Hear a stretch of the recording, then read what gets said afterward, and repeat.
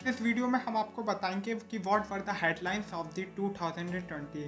वो हेडलाइंस की बात करेंगे जिन्होंने इंडिया को पूरा हिला के रख दिया करते हैं। सबसे पहले तो आप जानते हो शाहीन बाग प्रोटेस्ट हुआ और दिल्ली रॉयट्स हुए। शाहीन बाग का भी आप जानते हो जिसकी वजह से जो बिल्किस थी 80 ईयर ओल्ड दादी को most influential 100 peoples of Time magazine में जगह मिल गई। और दिल्ली रॉयट्स जो था वो इस वजह से हुआ था कि कुछ लोग सीए का प्रोटेस्ट कर रहे थे खिलाफ, कुछ लोग साथ में। और जब ये क्लैशेस हुए तो आप जानते हो जेएनयू जामिया स्टूडेंट एक्टिविस्ट के खिलाफ भी पुलिस ने काफ़ी कार्रवाई की। और इसी के साथ साथ नमस्ते ट्रंप हुआ था। हालांकि कोई नहीं जानता कि नमस्ते ट्रंप कितना महंगा था। उसी के साथ साथ कोरोना वायरस लॉकडाउन, मतलब पहले तो हुआ एक दिन का जनता कर्फ्यू, उसके बाद कोरोना वायरस लॉकडाउन लगा, उसके बाद 21 दिन का कोरोना वायरस लॉकडाउन और उसको फिर एक्सटेंड कर दिया गया। और एक्सटेंड होते होते वो काफ़ी महीनों तक चला गया। इसकी वजह से माइग्रेंट क्राइसिस भी बहुत हुए थे। कई सारे माइग्रेंट वर्कर्स ने सुसाइड किया था क्योंकि उनके पास पैसे नहीं थे, क्योंकि वो डेली वेज वर्कर्स थे कि जब उन्हें काम मिल ही नहीं रहा था तो वो खाते क्या या फिर अपने परिवार को कैसे पालते हो। बहुत से लोग हजारों किलोमीटर चलने को मजबूर थे। और इस माइग्रेशन को शायद से ये इंडिपेंडेंट इंडिया में फर्स्ट टाइम हुआ था और इस माइग्रेशन को पूरे वर्ल्ड ने देखा था। सुशांत सिंह राजपूत केस, ये वो केस है जो 90 दिनों तक हेडलाइन में बना गया, नेशनल न्यूज़ के नंबर 1 पे ट्रेंड किया सुशांत सिंह राजपूत का केस। हालांकि वो रियलिटी ये थी कि एंड में पता चला वो सिर्फ और सिर्फ एक सुसाइड केस था। जो मीडिया थी उसने अपने टीआरपी स्कैंडल और टीआरपी की रेस में इतनी नीचता और इतनी गंदगी फैलाई है, अनसेंसर्ड कर दिया इस पूरे के पूरे मीडिया को, इतना लो चला गया कि आप सोच भी नहीं सकते।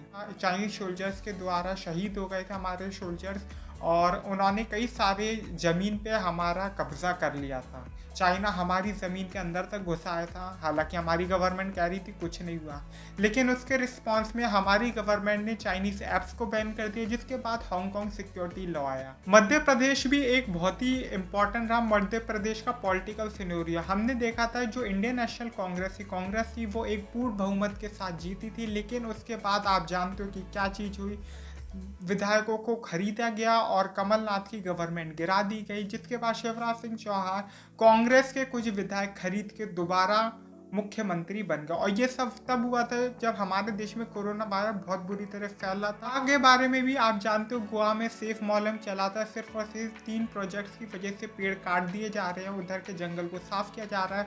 Power transmission line, railway line का डबलिंग होना या फिर हाईवे का डबल होना। और हमारे देश में इस साल फार्म बिल भी पास हुए थे। फार्म बिल तब पास हुए थे जब हमारे देश के संसद में अपोजिशन नहीं बैठा था। कोरोना वायरस चल रहा था, लॉकडाउन लगा हुआ था, जिसकी वजह से नियम चेंज कर दिए गए थे। मतलब जितने सदस्य बैठे हैं वही डिसाइड करेंगे कि इस बिल को पास होना चाहिए कि नहीं होना। इसकी वजह से अब फार्मर प्रोटेस्ट जो अब भी आग में चल रहा है। एक जो सबसे बड़ी बात और हुई थी दिल्ली के अंदर वो ये था कि दिल्ली गवर्नमेंट के जो इलेक्शन थे वो आए और अरविंद केजरीवाल तीसरी बार फिर से मुख्यमंत्री बन गए, एक क्लीन स्वैप, मतलब सबको साफ करते हुए। अंदर जो विशाखापट्टनम है उसमें गैस लीक हुआ था, जिसकी वजह से काफी लोगों की मौत हुई। पेट्रोलियम एंड ऑयल भी लीक हुआ था असम में, जिसकी वजह से भी कई लोगों की मौत हुई। उसके साथ साथ हमारे देश में इस साल अम्फान तूफान आया और निसार तूफान आए। ये 2 साइक्लोन्स आए थे जिन्होंने काफी तबाही लेकर आए, तो काफी नुकसान हुआ था हमारा। और ये शायद से फर्स्ट टाइम हुआ था कि इंडियन रेलवे ने अपनी सर्विस बंद की थी।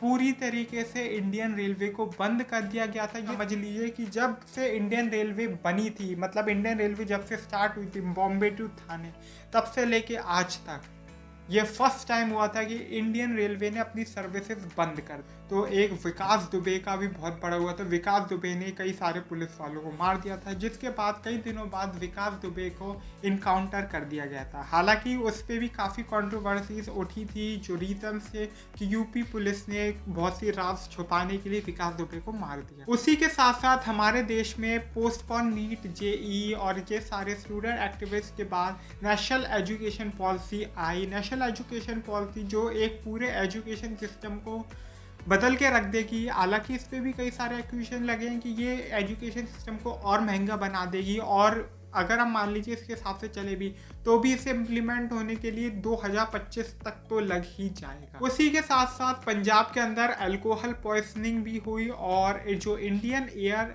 जो एयर इंडिया थी, एयर इंडिया की एक जो फ्लाइट थी वो क्रैश भी कर गई, जिसकी वजह से काफ़ी लोगों की इंक्लूडिंग द पायलट्स मौत भी हो गई। हाथरस हॉरर केस भी इस साल काफ़ी ट्रेंड किया था, क्योंकि सुशांत सिंह राजपूत केस के बाद यही केस था। सोशल न्यूज़ की जो हेडलाइन थी वो इसी केस से बदली थी। ये थी साल की वो हेडलाइन जिन्होंने इंडिया में ट्रेंडिंग रही और जिन्होंने पूरे इंडिया का फेस चेंज कर दिया। हालांकि बिहार के इलेक्शन की बात करें तो बिहार के इलेक्शन में आरजेडी जो थी, एक हम कह सकते कि जो एक असम्पशन था, एक लग रहा था कि तेजस्वी यादव चीफ मिनिस्टर ही नहीं बनेगा बल्कि इंडिया का यंगेस्ट चीफ मिनिस्टर बन जाएगा। लेकिन एंड में हमने देखा कि आरजेडी कैसे सबसे बड़ी पार्टी होने के बावजूद भी इलेक्शन से कैसे पीछे रह गई, सिर्फ कुछ सीटों की वजह से। राजस्थान के अंदर भी कुछ ऐसी पॉलिटिकल स्टैंड या पॉलिटिकल सिनेरियो हुआ था, वो बात अलग है कि अशोक गहलोत ने अपनी सरकार बचा ली। कंगना रनौत काफ़ी कंट्रोवर्सीज करती नजर आई इस पूरे, और कंगना रनौत इकलौती सेलिब्रिटी भी बन गई जिन्हें Y+ सिक्योरिटी दे दी गई। Y+ सिक्योरिटी दे दी गई और उन्होंने कई चीफ मिनिस्टर्स कहूँ या फिर कई मिनिस्टर्स, ऑनरेबल गवर्नमेंट्स को, ऑन कई अथॉरिटीज़ और लोकल अथॉरिटीज़ को उन्होंने मिसबिहेव भी किया उनके साथ। ऐसा जो टाइम्स नाउ या फिर हम कहें रिपब्लिक भारत जैसे नेटवर्क थे, अर्नब गोस्वामी, नाविका कुमारी, प्रदीप भंडारी और राहुल शिवशंकर, इनके खिलाफ पूरे के पूरे बॉलीवुड ने क्या कहते हैं सू कर दिया इन्हें दिल्ली हाई कोर्ट में। तो ये थी सारी की सारी हेडलाइन जिन्होंने पूरे इंडिया में ट्रेंड किया पूरे साल। तो मेरा वीडियो लाइक कीजिए, शेयर कीजिए ज़्यादा से ज़्यादा और कमेंट कीजिए जो आप अपने व्यूज़ देना चाहते हो, या आप जो चाहते हैं कि ये हेडलाइन तो मैं भूल ही गया, तो वो आप कमेंट करके बता सकते हो। और अगर आप चाहते हैं कि मैं आपकी किसी टॉपिक पे आने वाले वीडियो में बोलूँ तो वो भी आप कमेंट करके मेंशन कर सकते हैं। और मेरा चैनल सब्सक्राइब कीजिए और ज़्यादा से ज़्यादा मेरे चैनल को शेयर भी कीजिए, बताइए लोगों को।